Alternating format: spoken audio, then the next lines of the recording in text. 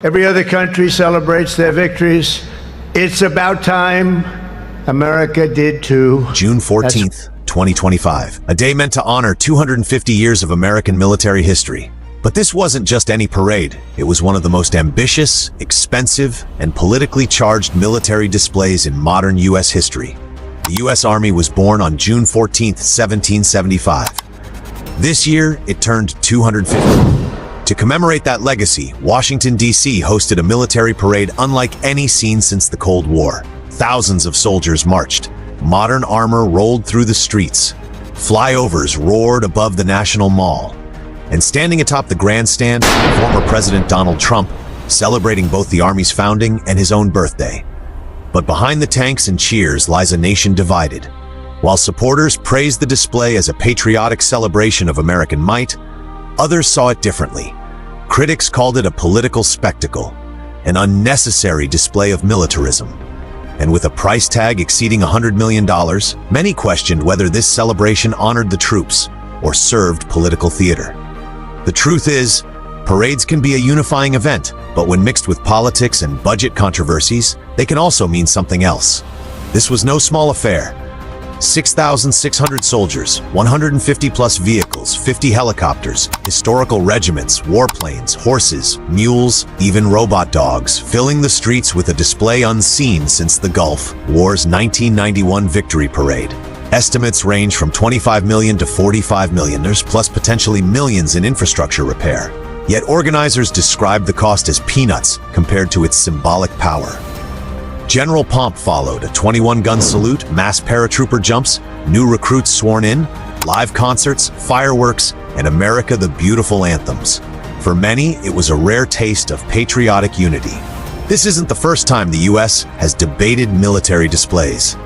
Past administrations hesitated to use tanks in peacetime parades. The last time it happened, 1991, after the Gulf War. But in 2025, the Army's birthday collided with a moment of national tension. Economic strain, election year politics, and renewed debates over American identity. For the soldiers, it was about pride, history, honor, marching not for politics, but for those who came before.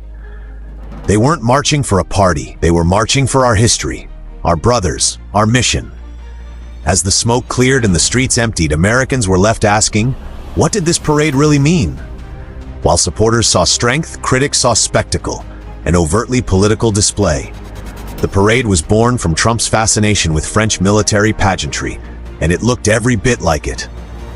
On the same day, 5 million protesters in over 2,100 locations denounced the display as authoritarianism, not patriotism. Called No King's Day, the movement saw vets arrested and echoing demands, spend on people, not parades. For many veterans, the split was stark. Some celebrated valor and visibility, but the majority, 70% according to a poll, saw it as wasteful and disrespectful to true service needs. America's last such parade was in 1991 after the Gulf War. Donald Trump tried again in 2019 on Independence Day. This 2025 event, tied directly to the Army's founding, echoed past traditions with a new political tint. Heat, rain, and tension kept crowds thinner than hoped, yet local families enjoyed a rare display. But the truth cannot be hidden. Feed veterans, not fund parades. So what did it stand for? Unity? Strength? A political spectacle? The Army says it honored service. Critics say democracy, not tanks, serves freedom. Perhaps the true legacy of June 14, 2025 isn't in the tanks or the protests, but in the conversation sparked about who we are, what we value, and the line between pride and power. This is Valor and Sacrifice. Subscribe to uncover the complex stories behind America's military history.